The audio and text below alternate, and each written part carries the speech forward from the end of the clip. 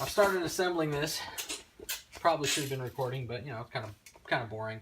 We'd already pre-fit the bridge plate, so I screwed that down.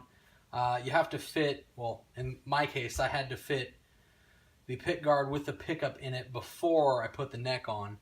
And so I just put it in place, you know, measured everything, put the neck on, made sure it was good, and then just pre-drilled these holes just a little bit with a really small drill bit and screwed it on. So then I moved on to the neck, put the tuners in, got them all lined up, and then screwed the tuners on. Pretty straightforward.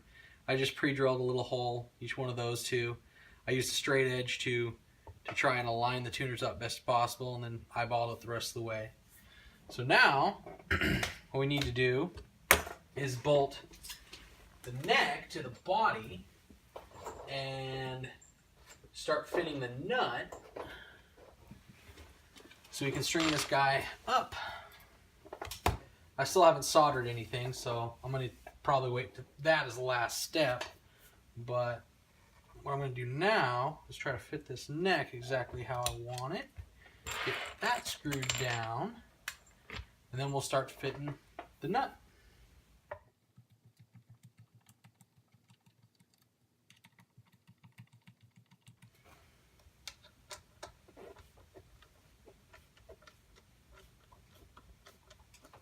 Okay, so you can kind of see here, we have got a perfect neck joint. You'd hear it cracking, pulling in there. And then I got the cool blonde color I wanted with a nice flat maple neck. So overall, pretty happy with how she looks. All right, so the next step is to fit the nut in here and then string the high and low E's and then measure the distance on the fret here. So this is the nut that came with it, which is, you know, some sort of plastic. Kind of pops right in. Looks a little bit high, but I like the Graphtec tusk nuts like I previously talked about. So these ones they purposely send you are a little thick, so yeah, it won't fit right now. So what we're going to do is sand just a little bit off the face here with some sandpaper on a block till she'll fit in. Okay, it took a little bit of sanding, but we've got the tusk nut rough fit in there, so it fits all the way around. You can tell the sides are a little long. I'm going to have to clean those up. But other than that, we're going to string it up now and measure the distance, see if she's good.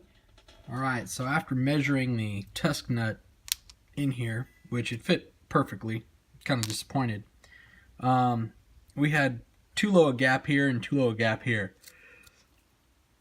So this nut is made for a radius of a factory fender neck, and this neck I found out by checking this thing out and looking at it is actually a flat bottom slot all the way across. So this is not going to work. So right now I've just got it with this one in here. This thing is a kind of a hunk of junk. It's not extremely tight in there, so I don't know. I think I'm going to glue it in. I think I'm going to string it up, wire everything up, make sure it works, and then get a Graphtec one and go from there. Okay, so soldering has taken place. I've got the neck pickup going to both these two lugs. I stripped the wire extra long and soldered across. I've got the bridge pickup going to these two lugs, soldered across, and I've got the ground wires. They're wrapped here in tape, but both pickup ground wires are going to a wire that they pre-ground to the pot here. And then I've got the two wires soldered onto the end jack. So now I'm going to mount the end jack, string this old girl up, and see if she makes some noise. I also put lem oil on the rosewood fingerboard. I put on some strap locks in the factory spots. But other than that, I plugged it into my box amp. Everything works as it should, but you know, I know the intonation's off a little bit. Just for for a quick setup, I just put all the saddles right in line with one another, and I set it at the scale length.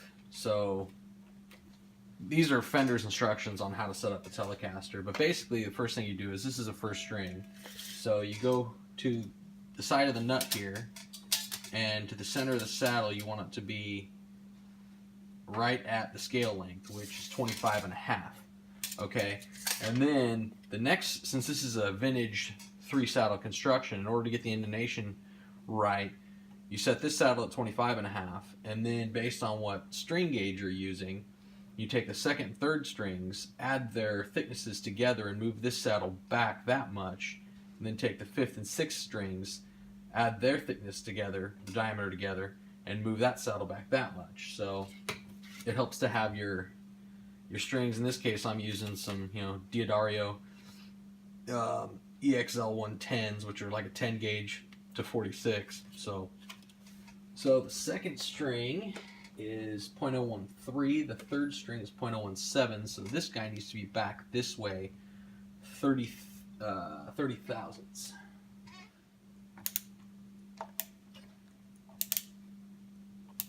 Okay, so with the strings on, the easiest way I found to do this is take a square it with the front edge of the first saddle, and take your feeler gauge. We are right at 30 thousandths right there on the second saddle.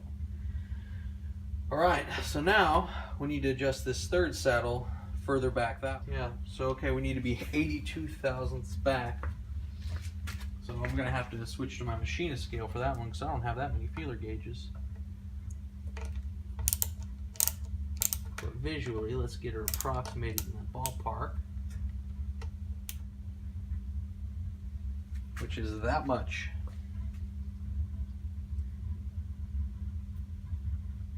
That means we are pretty close. Right about there. Alright, so we've roughly got our saddles where they need to be, but we just roughed the intonation out, and I just wanted to show you, I haven't even set the action yet, but I just wanted to show you.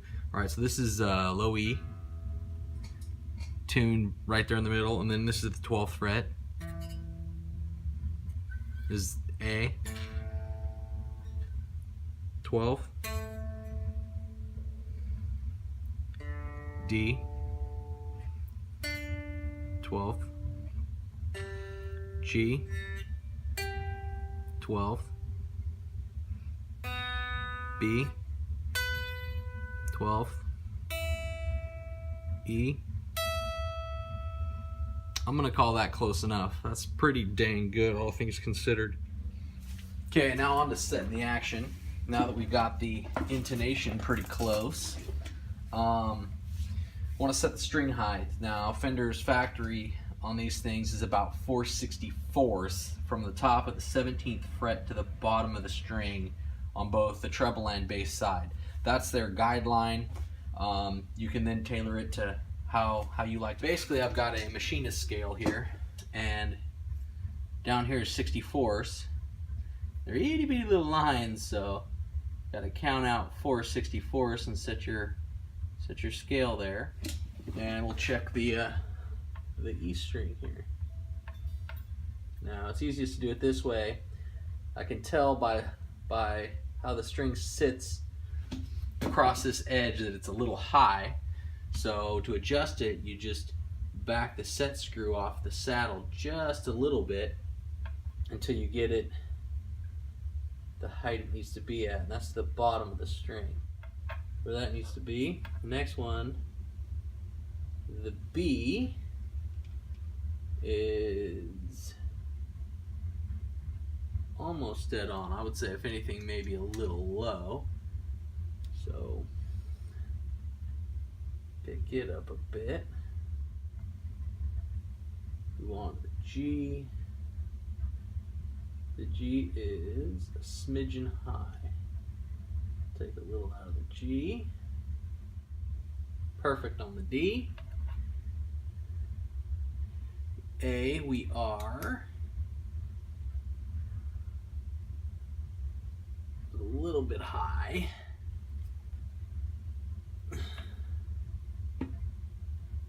I'm gonna probably leave that one there. Okay, last step in getting this thing set up is to adjust the pickup height. Now, since I put this thing together, I know the pickups are just randomly all over the place.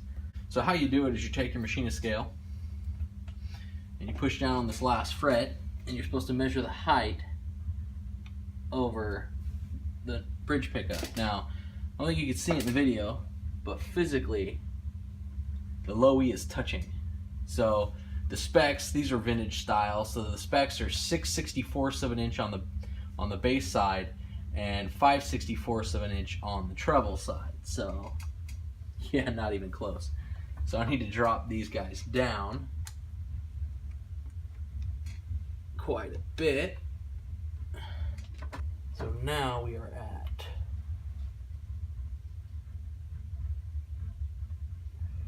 5.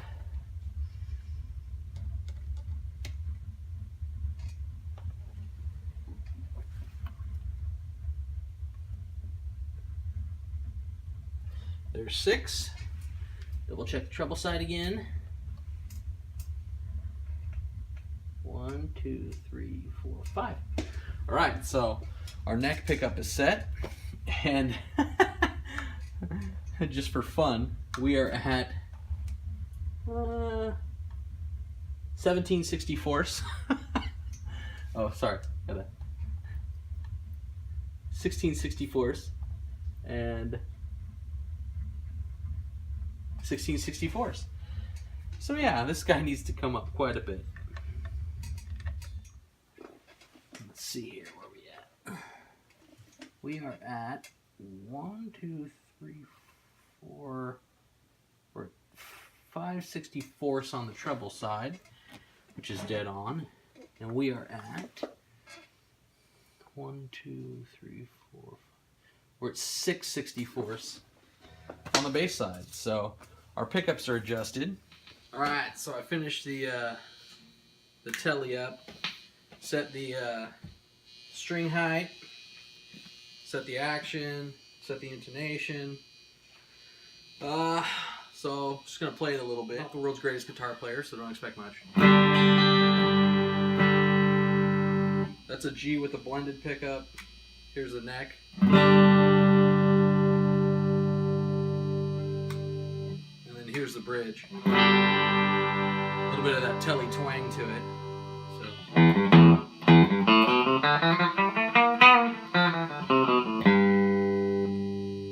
I think the blend sounds probably the best for overall playing.